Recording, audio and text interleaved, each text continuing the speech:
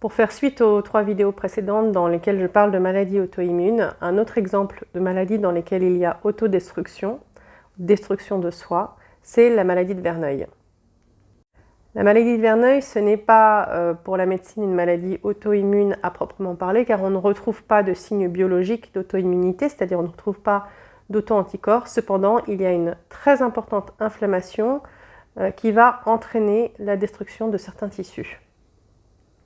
Je vais expliquer la physiopathologie de la maladie de Verneuil, comme ça vous allez voir comment on fait un décodage, c'est-à-dire qu'on va aller rechercher quel est le tissu touché et à quoi sert ce tissu pour comprendre quel est le sens pour le corps de faire ça.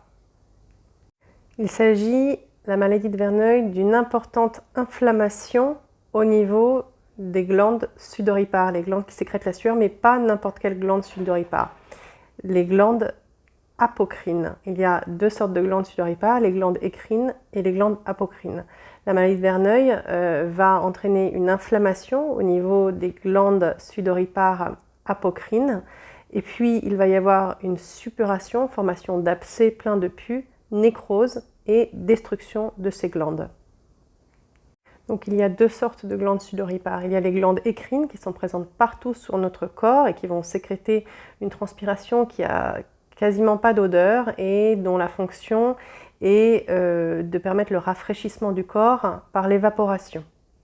Et puis il y a les glandes apocrines qui sont touchées dans la maladie de Verneuil et qui se trouvent sur les zones, on va dire, sexuelles secondaires. On en trouve au niveau des aisselles, là où il y a les poils qui sortent à la puberté, on en trouve au niveau du pubis, on en trouve au niveau de l'aine, on en trouve au niveau de la région anopérinéale et on en trouve au niveau des mamelons.